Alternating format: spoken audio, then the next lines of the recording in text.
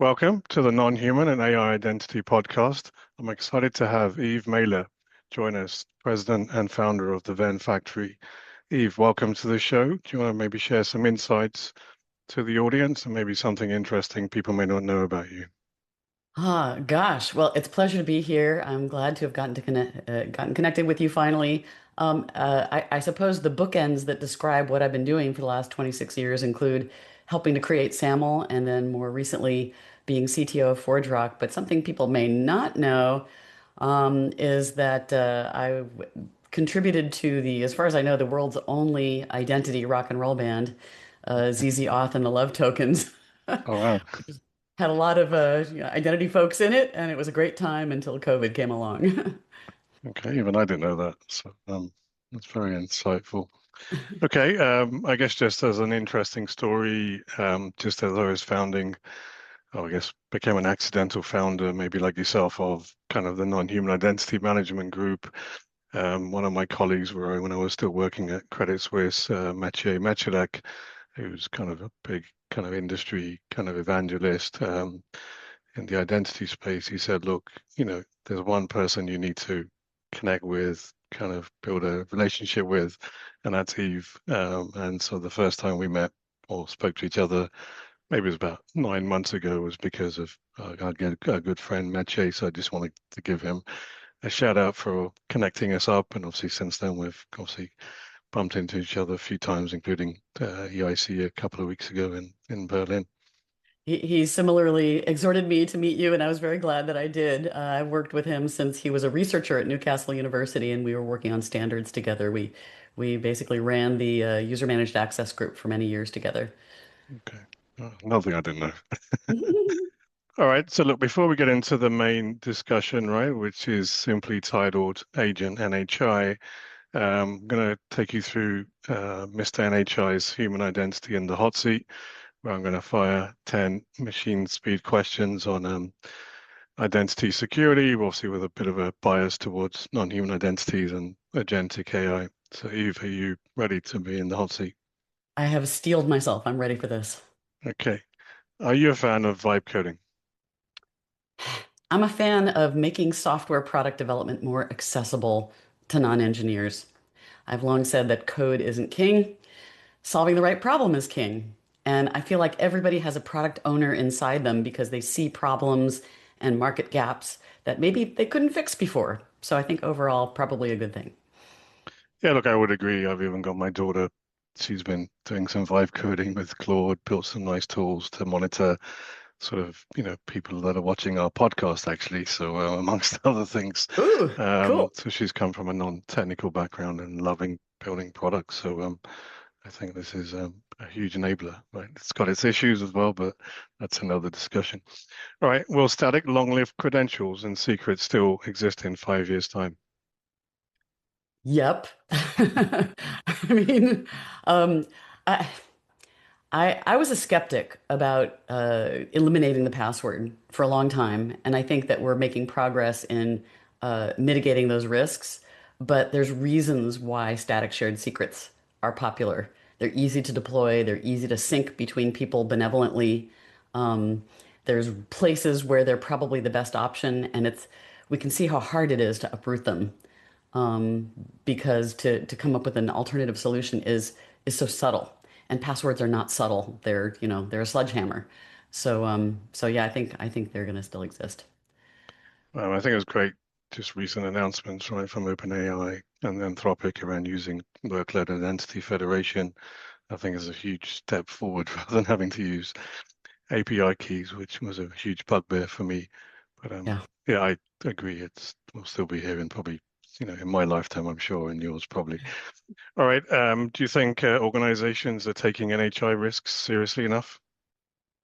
Yeah, so I have a new book called Mastering Digital Identity, not targeted to practitioners or even identity or security leaders, but to CEOs.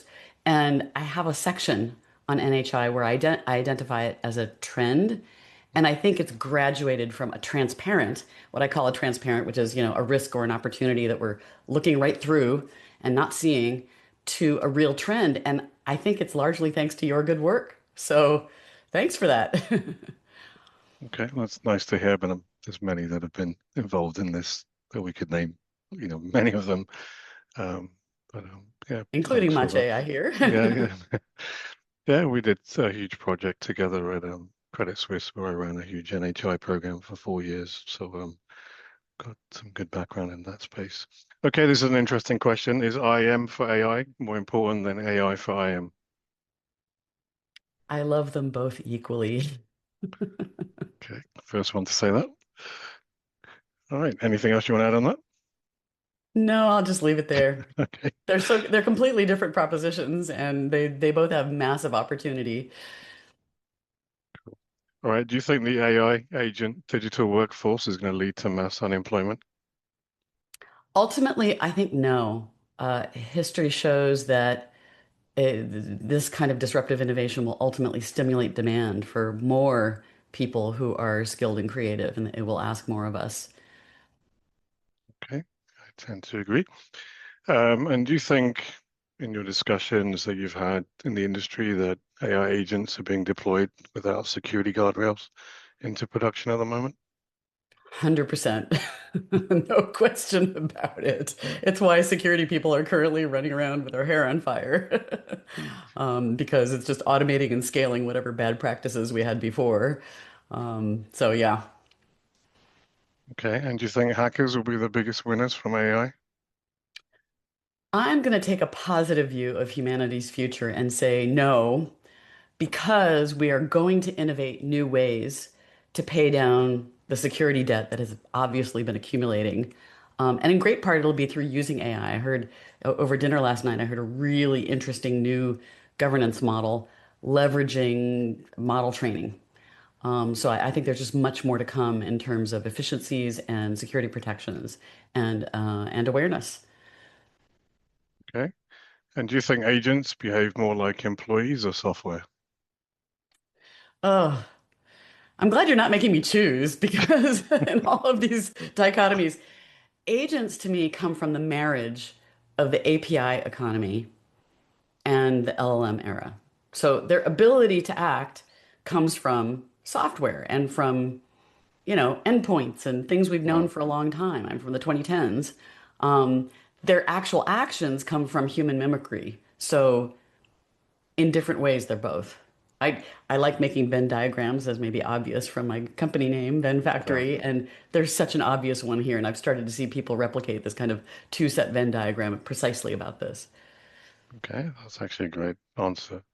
Do you think agentic AI identities need to be treated separately to kind of, I guess, uh, legacy or standard NHIs for static workloads? I mean, I do think so. I think they should be treated, if not entirely separately, then going beyond the traditional controls that you'd like to put, because their non-determinism introduces risks in a class that's outside standard security and identity. And I'll just give two examples. Um, I've called 2026 the year of intent. And, we had this big conversation that's still going on. And I think the question of intent is it's not equated to authorization. It's more akin to what we talk about in privacy, and particularly privacy regulation with purpose of use of data. So that's one analogy I'd make that's outside. And then the question of delegation. I love that the D word is so popular now. I've been working on it for, I don't know, 15 years. It's more akin to fiduciary duty that we see in law. So those are metaphors that I think should really be more than metaphors. They should guide us. Okay, and I'm sure we're going to touch on that a little bit more through the main discussion. And do you think regulators are moving fast enough to keep up with agentic AI? No way. Regulations can't be really anything but backwards looking. It takes quite a lot of extra effort to make them not be so. And their nature is usually to constrain progress and hamstringing us sometimes from massive improvements we need to make. The example I always give is in the US, there was a law regulating headlights on cars. And it basically outlawed what became a new innovation around, I think it was like xenon headlight bulbs, and that had the regulation had to be undone, even though that was like a much safer, longer lasting solution. So there you go. It's endemic in regulation making. Okay, that's it. The hot seat segment is over. Hope you I enjoyed that. survived. Let's now get into the main discussion. I guess we labeled this episode Agent NHI. Clearly the whole conversation around NHIs is moving so fast with agentic AI. It's not just about, authenticating to systems, as you mentioned. It's obviously beginning to act, decide, transact, right? And these change things dramatically, right? From the simple workloads that we had to commercial authority, liability, trust, and what makes now probably the most important discussion, right, in 2026. Look, you touched on your new book, Mastering Digital Identity. Look, why don't we start there? You talk about how organizations now need to think of how to, move, I guess, from risk to revenue, right, as part of your central message to business leaders. Maybe just give a bit of an intro on your book, what it covers, and maybe Sure. share some thoughts on that topic. Yeah, I know that there'll be a lot of identity and security practitioners and leaders who are listening to this. Um, I wanted to write about identity and some things that I'd observed about our challenges in uh, making identity more impactful and strategic and to accelerate it. And I decided that I needed to write about mastering digital identity for the CEO, as I think I mentioned. And that's an audience that doesn't care, is concerned with, some existential risk, some personal liability, and some, corporate compliance risk, and needs to grow the business and needs to accelerate the business. And those are Mm, terms we don't usually really match with with our infrastructural conversations, with our security conversations. Um, so so this is an opportunity to kind of speak upwards and try and effect change so that it isn't so hard for us to do all the things we know we need to do, mm. and so we can stop fighting with each other and sometimes with ourselves. Okay. So one of the other things you talk about kind of as your leading sort of comments in your book, as I was doing a bit of research over the last week, I have to admit I haven't got a chance yet to read the book, but you talk about, criminals no longer break in, they log in. I've also used that term and many others quite a lot. Um, so what are your views on like what are the biggest misconceptions, right, that executives have around kind of modern identity risks and attacks that, we face today? Right. I mean, we know that, there's an identity story behind something like 80% of breaches, and that's Mm, just, I don't know, personally, like I'm really embarrassed about that. It just kills me to know that. Like it's supposed to be improving things. And I think one of the biggest misconceptions, executives at all levels, they're human beings too, and they're employees too, and they experience the sometimes the nonsense of, for example, having to log in. And what they don't know is that the method that they're being asked to use to have these login experiences probably is pretty terrible, like not very effective, along with being annoying. So they're operating on expired assumptions in their business decisions and their impressions as human beings.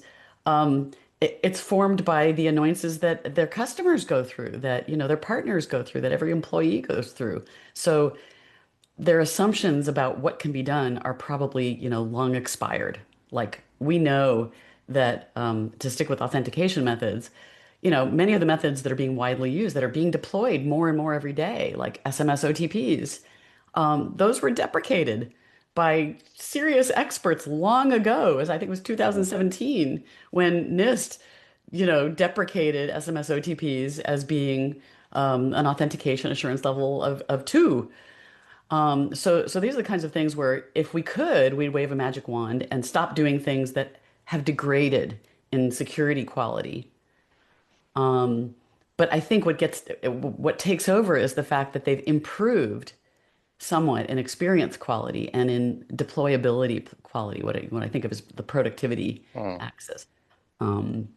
So that it's just such a powerful force that works against security, even though that's why we did all that stuff in the first place. So they're approving budget for stuff that really ought not to have been chosen in the first place. So it's a misallocation of resources. Okay, no, that's interesting. But I guess like to the point you made, right, about kind of 80% plus of attacks are identity based. clearly there's the human identity side, and then there's, I guess, the thing I care about more and many others around the non-human. Do you think kind of the top executives really understand kind of that kind of a identity exposure and I guess what's coming, right? Which I know some of us can see in, everyday life already. It's already scary, right, with agentic AI. Um, do you think they have any real idea, or do they really care, or is No, that really that's more still the nascent. It's CISOs kind of? I I think CISOs have started to cotton on. Like as I said, I think it's a nascent trend to really understand this new larger threat. There's parts of it that are still transparent to the people who are decision makers. Um, and I think partly that comes from another adjacency. I talk in my book about all these P's, protection and personalization and so on. But one of the adjacencies that I don't think we really look after is is DevX. And that's half of the story, really, to me, of NHIs, is how is this really um, impacting the development of applications and now the development of agents.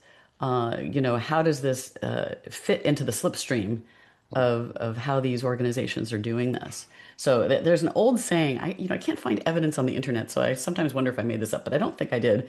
It used to be said, don't develop security code, develop secure code, meaning don't come up with your own crypto library, don't make up security frameworks and libraries, leverage infrastructure that's there for you so that you don't have to make so many decisions about it. You don't have to make subtle mistakes about it. It just sort of comes for free with your environment. And I think the more that we do that, the better. And it's something that, in the traditional identity world, we've given a nod to it, but not paid enough attention to it. And I think NHI puts that squarely kind of in the crosshairs. Yeah, it's an interesting point, and maybe back to like the question on vibe coding, and I'm quite passionate about this.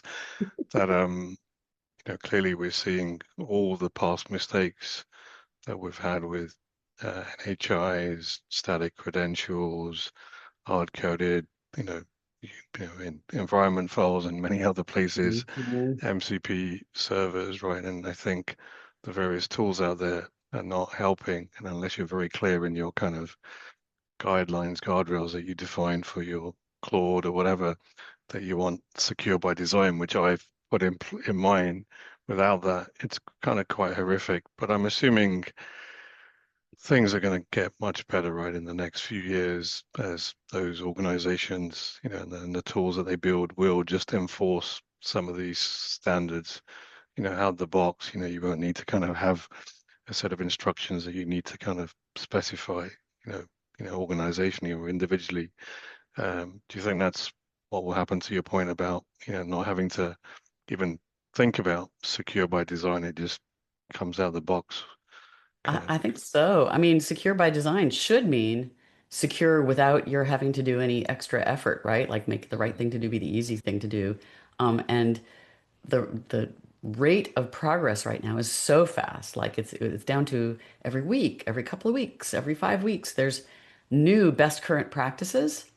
And again, I will be the Pollyanna here and say, I really have hope for humanity when I see what's going on and our ability to absorb all the best cool stuff because we have a desire for solving hard problems and making the new thing come alive. And so I'm seeing those BCPs kind of get ensconced really fast and shared really fast. So I'm hopeful. I mean, given your kind of vast experience, right, in the identity space, you mentioned 25-ish years, um, and all the different standards, SAML, and various other things, SPIFFY, that's kind of more recent. Even there, people say, look, some of these things are very hard to adopt. So do you think we've, as an industry, got things right, with kind of all the standards and frameworks that have kind of evolved over the last kind of 10, 15 years, or do you think we've still got huge gaps, with respect to not only the NHI basic problem, but like now as we, get into agentic, do you think, we are where we need to be, or do you think we've still got a long way to go before we're going to mature in terms of that nirvana of everything's secure by design, everything's dynamic, ephemeral, intent based. Where Yeah. do you think we are kind of in that journey? I mean, we're just at the beginning of the journey. Um, and it's kind of a mess out there in terms of proposals for how to solve things. And I was at an event last Thursday in Atlanta where a fellow named James Bonifield presented on kind of like the state of the current agentic standard stack, if you will. Mm, And he made an analogy that I have to really agree with. The analogy was to after SAML 1.0 came out, which was in like 2001, uh, and the time period until SAML 2 came out, which was 2005. And it was chaos there because we had Microsoft proposing WS Federation, we had the Liberty Alliance proposing IDFF, and there were just a bunch of flavors and competitions and people jockeying for position. And it was quite confusing. And as somebody who actually participated in, I was at Sun Microsystems at the time, and I was in charge of our web services and identity interoperability collaboration with Microsoft. Oldsters watching this may remember mm, that Sun and Microsoft had a settlement, a legal settlement, a rapprochement. And we started working together. And what we demonstrated in an interop that was public in Palo Alto was SAML and WS Fed kind of cross interchange. This is prior to, token exchange existing really. Um, and Scott McNeely was there and Steve Ballmer was there. They were together. So that was like sort of the start of the rapprochement industry wide. And we're not even close to that right now. We've got many more proposals. It's hard to make sense of there's the kind of agentic commerce area, there's the agent specific era, or not era, area. Um, there's like agent to agent stuff. There's MCP stuff. There's, well, what if we did everything in skills? We're still arguing about the major architectural elements. And that's not bad. And certainly there's an element of people jockeying for position. Like the number of times mm, I've woken up on a Monday morning and checked LinkedIn and seen finally a standard for blah. And, the comments are filled with, dude, why don't you communicate with the rest of us who are working on this? mm, Because sometimes people need to be disruptive and try things and, show up in a different way. And it's messier than it was in the SAML 1 to 2 era. And but it's moving faster. So I think it's not going to be 4 years. I think it's probably going to be 18 to 24 months where things start to become a little clearer. The frameworks that are the right ones start to show themselves a little more. And things may still change quite rapidly in between. Like somebody had a post on LinkedIn saying, the reason why you shouldn't necessarily immediately start signing up for some AI tool for your organization because it's the new hotness and you sign up for a subscription is that the next week somebody else is going to be launching their own thing that is mm, even better. And the example product name was called Nurple, which I just love. And I was saying, okay, the Nurple conundrum is if you make a decision now and you lock down your organization to some choice, there's opportunity cost. mm. Fascinating. And actually, you kind of mentioned something there about the next 24 months, and maybe that's a nice plug to Identiverse in less than 2 weeks in Vegas, where I guess our group's hosting the non-human and AI identity summit and pavilion. And again, honored that Eve, you're going to be one of the panels that I'll be hosting the last one, which is actually the next 24 months. So looking forward to that discussion and some further Absolutely. insights on that. Well, look, why don't we go back to kind of your book, right? You touched on, your 4 Ps, right? Protection, personalization, payment, and people, right? So when you look at kind of enterprise identity programs today, like which one of those Ps do you think is most kind of mature? Which one is probably the most underdeveloped, right? Just keen to maybe just tell people, well, what are the 4 Ps and how does that align? Yeah, let me define them. And then talk about that a little bit. So I came up with these four P's to describe identity's different jobs to be done in product management thinking. Protection is everything risk facing. So it includes security protection. There's an element of fraud protection, privacy protection, other kinds of enterprise risks. Um, Personalization is market facing. So that's when you think about customer IAM, all kinds of things having to do with, people you're not the boss of, and the market facing elements of wanting to sell them more stuff, personalize their experience, literally. Payment is everything transaction facing. So I'm using that a P word to stand for quite a lot of finance stuff. And we think of it as taking care of counterparty risk mostly, but there's other opportunities there as well. And then people, always listed last, always sort of the forgotten one, is what people natively want out of their experiences. Obviously, you can't do identity for security without sort of touching the people, the experience somehow. And what people want is like they never asked for getting accounts, for example, or getting usernames and passwords. Um, the hidden fifth P is productivity. And the reason it's hidden is it's just one of those things that appears at the intersection of all the other four.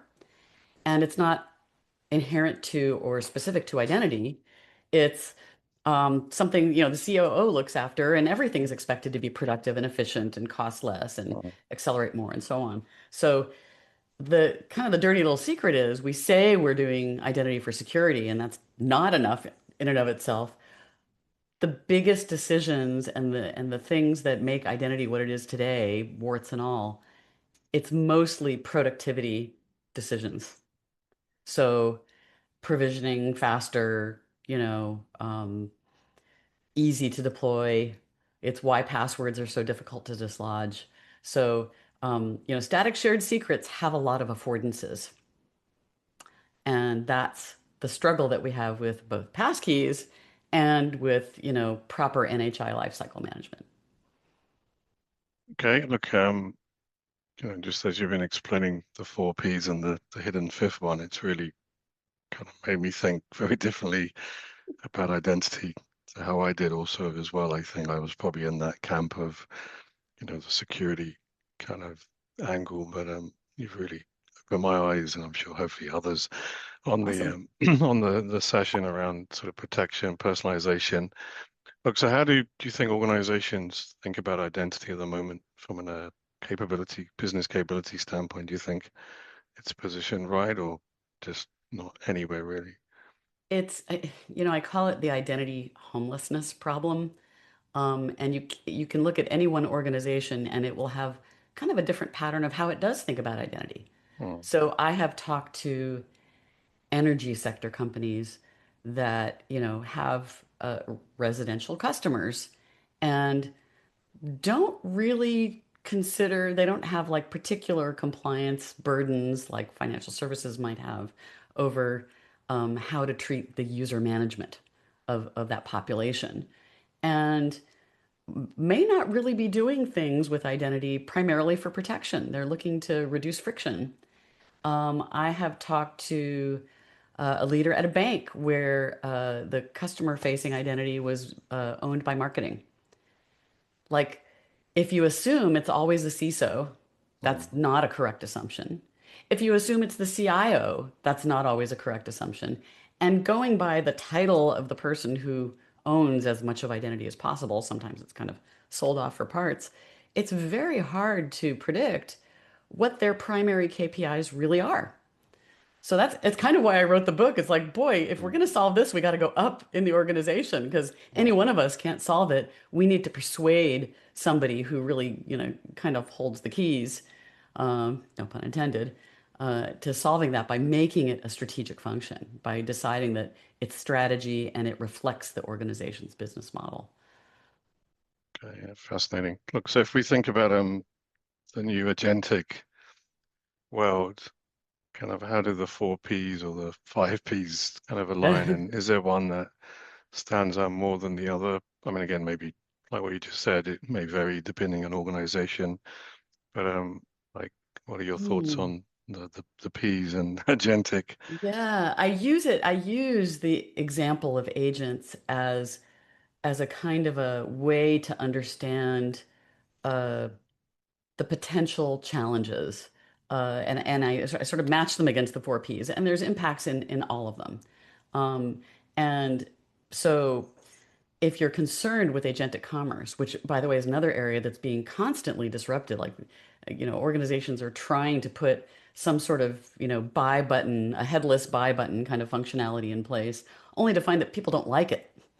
And they're undoing it and going back to kind of like recommendation engines around things that you could buy yourself personally. So, um, in that case, agentic commerce could be extremely disruptive. It's proving to be extremely disruptive when it comes to fraud. And fraud is the most interesting, I would say, of the sometimes owners of identity, including non-human and agentic, because it's the most hybrid, because it reflects a payment function, a protection function, and I would argue a personalization function, because what you often see in fraud mitigation is, I call it adversarial personalization, where you're trying to sort of lead somebody down the garden path. You've got a honeypot there. You're trying to see what they do. So there's a weird kind of personalization that you're trying to do fraud protection better. And it's not only accelerated, but it looks completely different in the agentic commerce era. And it's going to change. It's going to have turnover and change again and again, probably every 6 months for a while. Yeah, do you want to maybe go a little bit deeper on this topic and maybe share some further thoughts on kind of the agentic world and the 4 to 5 Ps that you've described?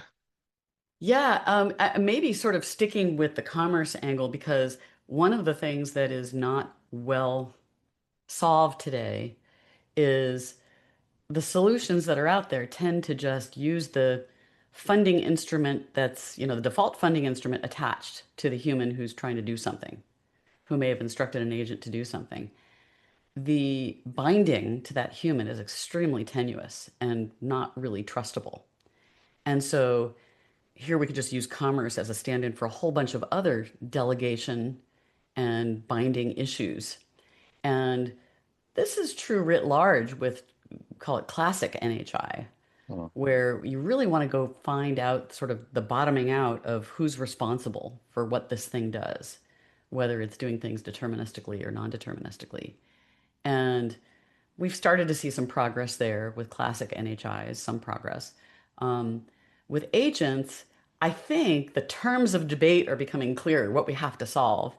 Everybody seems to be waving around a different flag of what will solve it. But certain pieces of the puzzle are starting to show themselves pretty frequently. Like one of the things that is starting to be popular, this is among, the identity cognoscenti really, is transaction tokens. oh, And that may be a very productive direction to ensconce the information that's needed, the binding that's needed.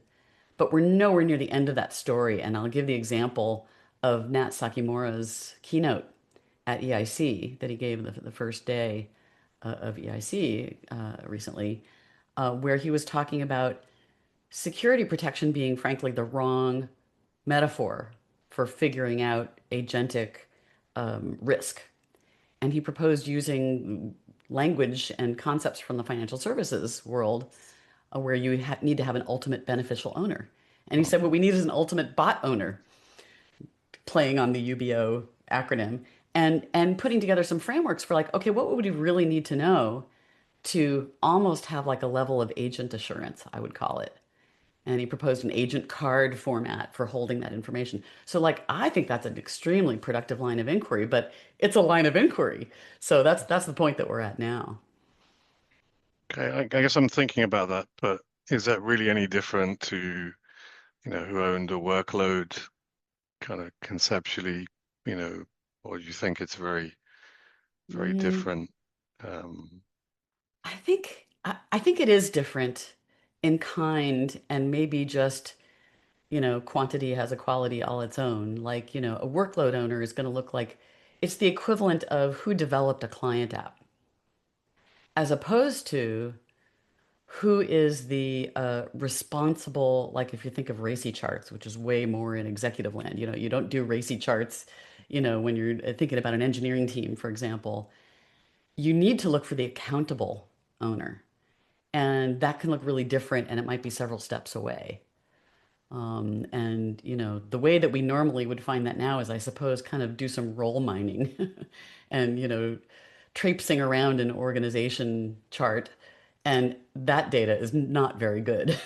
So, so I think that there's things that come from the finance world that are transactional in nature, meaning, proper transaction models that can help us have a higher hygiene than we've been required to date. I mean, workload identity, I think we've had a lot of innovations over the last couple of years, Wow. and I think they help.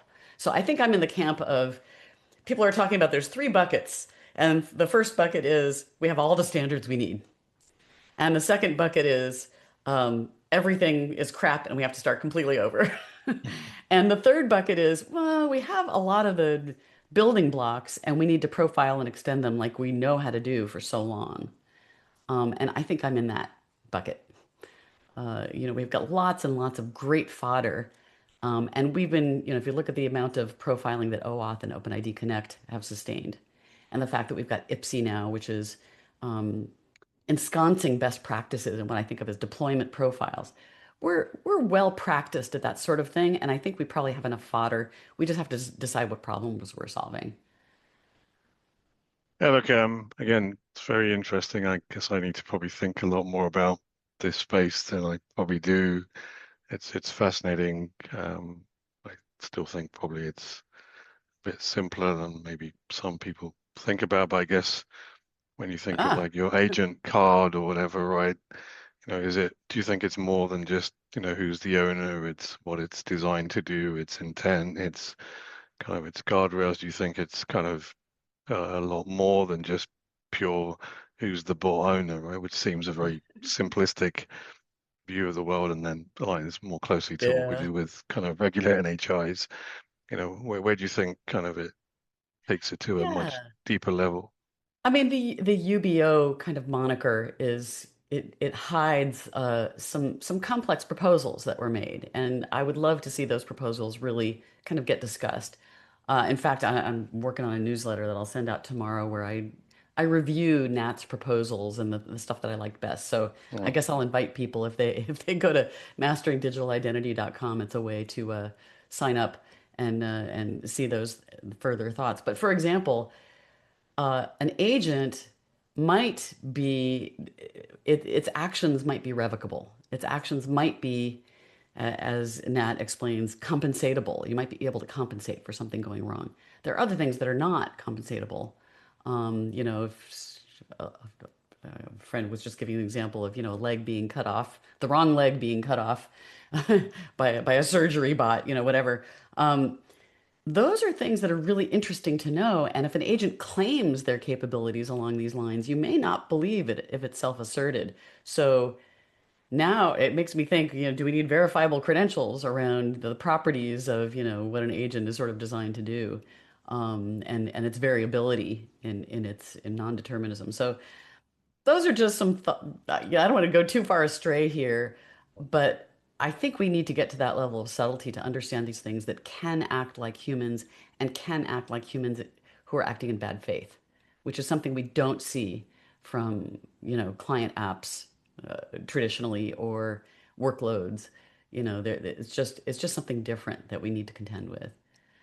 Yeah, I'm actually going to be talking about that at Identiverse and the CSA Cool. Summit to share some thoughts on kind of I think the internal threat vector is going to increase massively, whether it's through accidents, mistakes that we saw previously with kind of static workloads, which I talk about in many of my keynotes previously, but I'm kind of now trying to tell the story of, what the new world looks like. And I think it's really, really scary with, just some of the stuff where, databases have been blown away, in Yep. 9 seconds, the pocket issue, kind of, I've even experienced it myself, where my Claude agent decided to change some enumeration.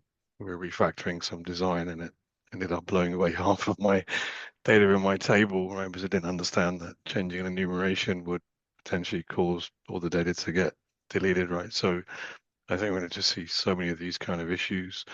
Actually, that kind of makes kind of a good segue. Look, when we think about things like accountability, you got a human human using an agent calls sub-agents, et cetera, right? And then something goes wrong. Where do you think, again, back to that maybe ownership discussion, like who carries the risk, right? Is it the human? Is it the agent? Is it the agent calling the agent? Like, do we have a view on like that whole accountability problem and how to model that? Um, what are some of the kind Mhm. of things that are out there that kind of help in that space? Maybe some of the things you already touched on or other Yeah, I, items. I think I think we experts, I guess I will say, have got our arms around how bad the problem is, and we've got several solutions essayed. Um, and we don't know the shape of the right solution yet, and those things are subtle, like just from decades of working in standards. One of the things that's obvious is it can be quite subtle, the conditions for whether a protocol is the right one to take off or a data format is the right one to hit the sweet spot. And it has an awful lot to do with actually the developer experience and with the adoption by the sort of least committed party, the relying party, as we would say in single sign-on. Um, so subtle things like how much work is there for the least interested party at the table to have to do? There's a reason why OAuth 1 kind of failed, and it was because at the time it was requiring messages to be signed, request messages to be signed, which is a lot to ask a client app to do and a client app developer to do. It was too heavy. And that became more possible later on. But in the meantime, it was revved. OAuth 2 came about to kind of make it lighter weight and less secure. And there were people who were complaining about that at the time. In fact, it parallels the synced passkeys kind of discussion. Um, and so, we're going to have to go for, I'm going to call it first normal form in our beautiful architecture of what needs to be solved. And then we're going to have to denormalize in order to get something that is actually deployable and adoptable and lovable in terms of a widespread ecosystem solution. Okay, look, so far it's been such a fascinating discussion. I feel like we could talk about this overall topic for hours and hours, but I guess we've now need to start planning the close. Like if you were obviously, as your book is trying to do, kind of give guidance, insights to CEOs, kind of board levels, CISOs, like, like what would you advise them kind of is the key feedback, as we get into the agentic era, right, of how they need to prepare, right, for the AI digital workforce, you know, and, you know, what should there be kind of more governance, commercial based kind of, focus, or should it be more of a technical one? I think I Mm. probably know what your answer is going to be. It's probably not going to be technical. Um, I mean, technical things are important, right? But like I said, code is important. Code is not king. Solving the right problem is king. And so I believe there's going to be a lot of tactical, immediate, urgent worries and risks and concerns and vulnerabilities, no doubt. But I talked about the identity homelessness problem. And so I'm kind of speaking to identity and security leaders in the audience who know what I'm talking about when I call it that, right? Like maybe you own access management and a totally different team owns authentication, or there's somebody who owns identity, but they're not actually in a leader position. They're like an individual contributor mm, who just advises. If you're in that position, you know the problem, you have the standing to make the case to your senior leadership that it's time to accept no compromises. Like what we're talking about is massive, massive technical debt that is not being solved, even though there's a lot of nice technology lying around. You might have even paid for it and it's sitting there. So to get that strategic, my book advises that, thinking of identity as a product and thinking of its ownership as needing an identity product owner, that's the case that you can make. And the next question that often comes up is, well, does that mean there has to be an exactly single identity product owner across a very large organization? I do see success splitting that across sort of populations. Um, and I see NHI actually being included typically in the workforce population reasonably and then shared across to the customer population. But an identity product owner at whatever level needs to be empowered. They need to have product management thinking. They need to be able to have a strategy that maps to the corporate strategy. They need to be able to manage a real backlog. And that won't change without um, sponsorship at an executive level. Oh, So that's the advice that I give. okay, that's some great advice. Look, I can definitely attest to some of that firsthand. When we had a internal issue at a prior financial institution with some NHIs that were inappropriately used by a human. Um, clearly everybody knew the issue was there. No one was prepared to kind of own it. Everybody knew it was a monster challenge to deal with, and it took an incident like that. And then finally, my CISO and head of IM said, "Look, Ale, you need to run this program that you've been telling us about for years and years." But we had to align, IM teams, security teams, DevSecOps, the CISO teams. It was a combined effort because clearly the NHI problem spans everyone. I guess on that, look, two closing questions that I like to ask folks. Um, do you think to solve the agentic problem, even though kind of earlier we said it's maybe its own unique problem that needs to be managed, do you think you kind of need to have your core, and maybe it's a bit of a leading question, core fundamentals right first from an NHI standpoint before you can build the agentic layer on top? Do you think organizations can go off and just focus on the agentic piece because it's just front and center of every discussion and priority? Like again on that topic, right? If you were advising kind of a security leader, a CISO, like what would your answer be there in terms of how to think about the whole potato, which is agentic, but the fact that most orgs still haven't tackled the underlying NHI problem? Yeah,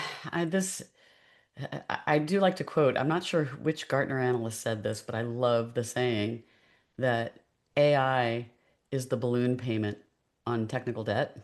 Mm. And I love using technical debt, like trying to apply the concept literally that, you've just been paying off the interest for years and now you got to go pay off the principal.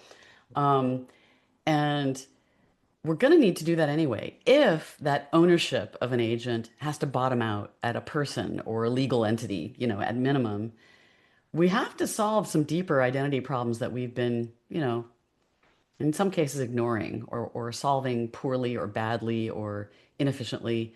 And we're going to have to sort of paddle like hell underneath the smooth surface of the water to figure out some agentic basic things. Um, that's not incompatible with doing a better job more strategically with identity writ large. Because at the end of the day, we do all this stuff for the benefit of human beings and organizations that employ and sell to human beings all over. So, like, the agents are there to serve us, and we Mm. need to get, if we're going to participate in the connected world, and we're going to have these things participate in the connected world on our behalves, we need to get identity strategically on a much sounder footing. And there's no time like the present. We feel the urgency now.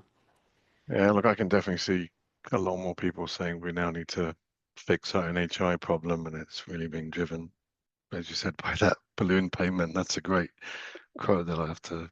There's a few great quotes in this session that I have to take down and use in the future.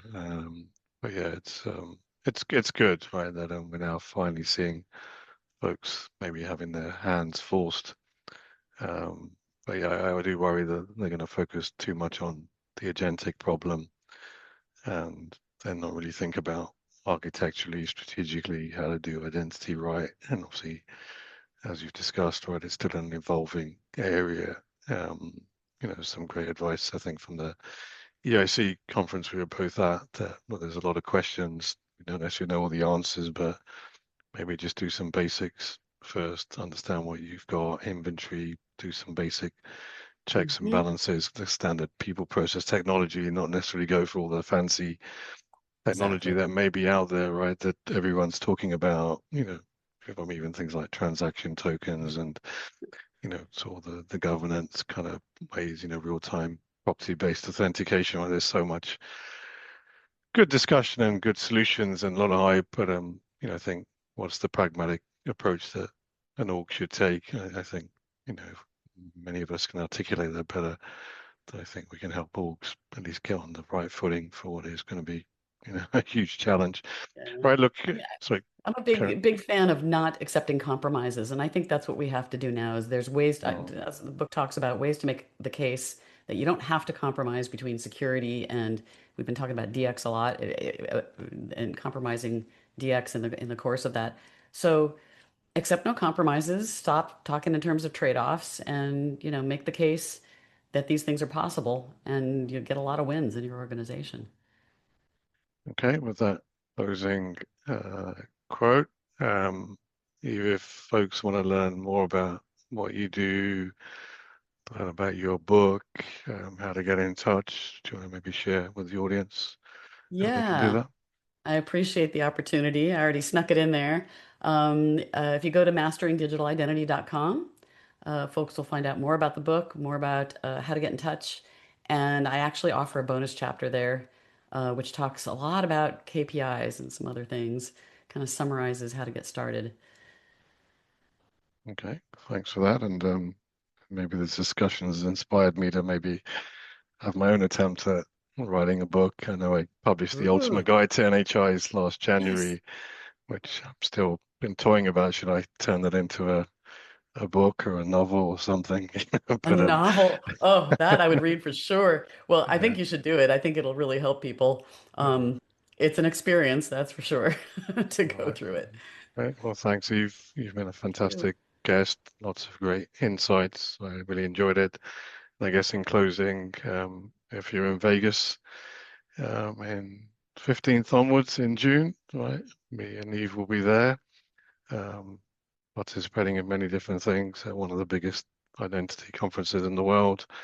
Looking forward to talking all about NHI and the intersection with agentic AI over 3 days, including some sessions we touched on that we'll be doing together. So really excited about that. And I guess in closing, thanks everyone for listening to our podcast. And you can also, listen to us on all the standard channels from YouTube, Spotify, Apple, and even TikTok now.